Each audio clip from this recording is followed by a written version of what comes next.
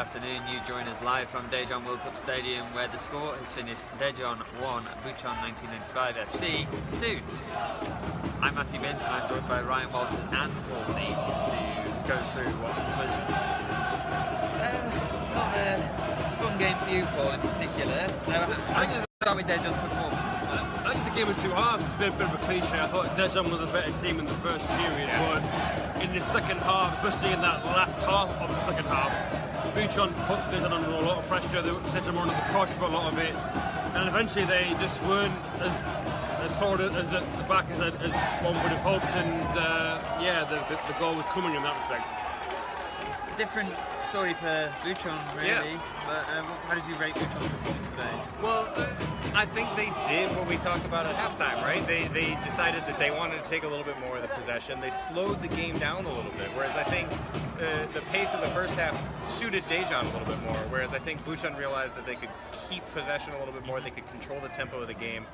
They did that. They eventually got, it was a nice goal.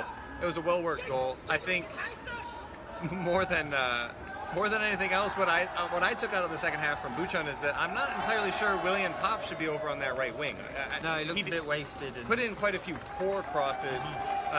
Didn't look confident hitting it with his left when he cut in. He cut in well, but he wasn't able to get any power with his left foot. So I think if you're Bucheon, maybe you look at switching things up and getting him made into a different position. Yeah. But at the same time, they start the season on the road. They get 3 points out of it. I don't think they're really going to care that much. But that is a note that I saw, because we were in front of this goal a little bit more where Bucheon was coming, as you can hear from the Bucheon fans. And that was one of my big takeaways. That and that they did look good when they decided to slow the game down and actually play some more possession football. Yeah, you're a broken man, but A little bit upset with what I've seen. Just a little bit disappointed Covered up because the brand new kit. I think the way that Daejeon was set up, there was too much of a gap between Pedro, the lone man up front, and an absolute midfield, frankly.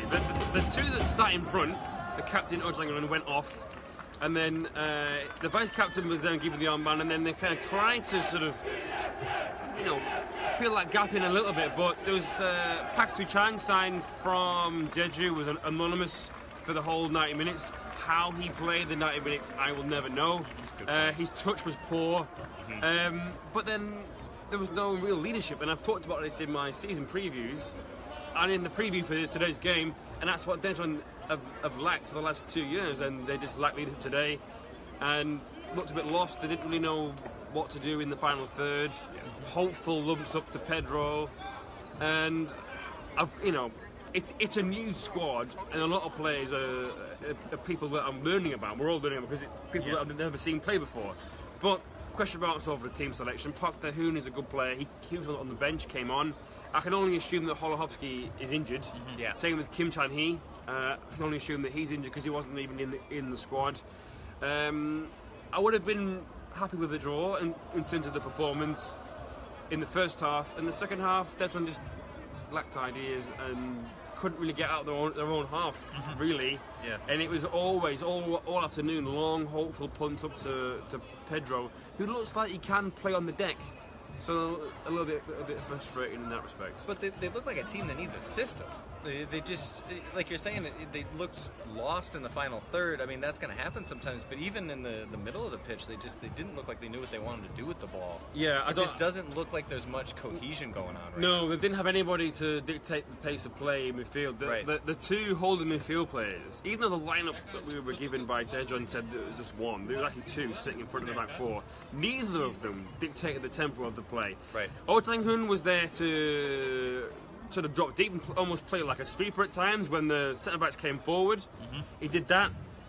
But An Sang-hyun, he didn't do anything, really. He was anonymous for most of the game. He sideways passes, but in terms of driving the team forward, he didn't do enough. Neither did Park Soo-chang, like I just said. There's question marks over the centre of midfield, linking up what I thought was a decent back four. Some players that I thought had decent games, but yeah, midfield was where the game was won and lost, and Daejeon certainly lost it in the midfield area.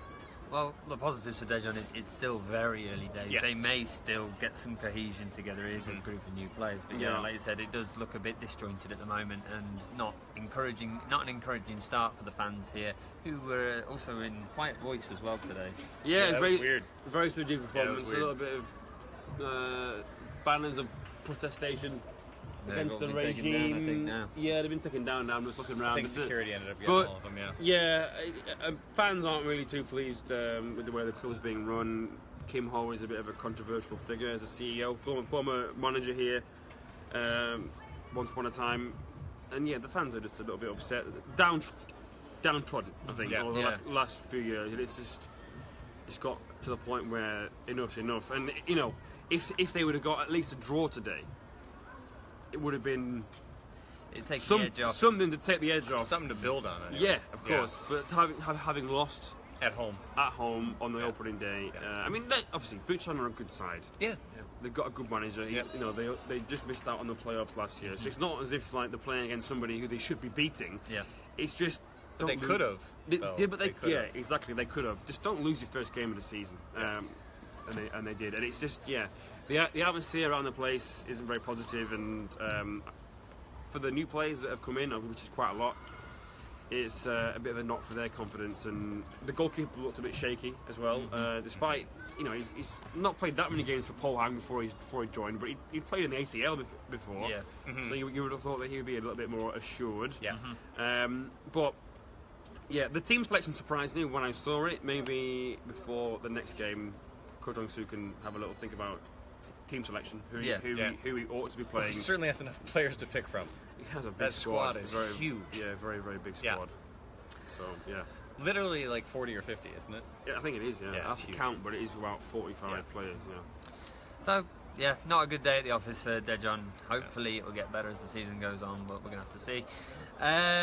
Elsewhere in the K-League 2 today, Busan played Songnam, and it finished 1 apiece. With a red card apiece. Red card apiece, 1 apiece. Songnam getting a 90th minute penalty decision. Seems to be a bit of indecision online whether it was a penalty or not, but we haven't seen it ourselves. Eda getting the penalty to level it for Songnam. Up in K-League 1, we've got Daegu and Pohang. Well, Pohang versus Daegu rather. Pohang 3-0 against Daegu. Yeah. This is a Daegu team that was very attacking last season, looked very promising, and they've been made to look ordinary today by Pohang. Well, I think all three of us rated Pohang pretty highly in the preseason show, and I think that showed up today, because that Daegu side, they lost 2 of their best strikers, which is, it ain't nothing, obviously, but they didn't lose enough quality that you would think they would come out and get shellacked quite like that.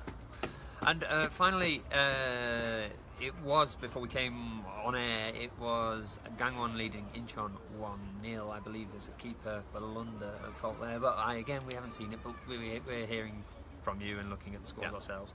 Gwangju and Anyang are playing elsewhere. We didn't get the final result on them. It was 0-0 for a long, long time, so I assume it might still be the same. And that's it from us, really. I don't think we've got anything else to add at this We'll be back tomorrow. We'll be back tomorrow, live from More K2. Suwon, the Suwon Sports Complex, or Suwon FC take on Castle Park. Seoul Ilan, Castle Park, Park, if you prefer. That's it from us. So we'll be keeping you up to date on Twitter, Facebook, Instagram, YouTube as well. All K-League United. You'll be able to find it by searching or at K-League United. Or just go to the website. Or just go to the website. Yeah. That's also perfect. And Okay. click on Paul in the comments. Look how sad he is. I'm furious.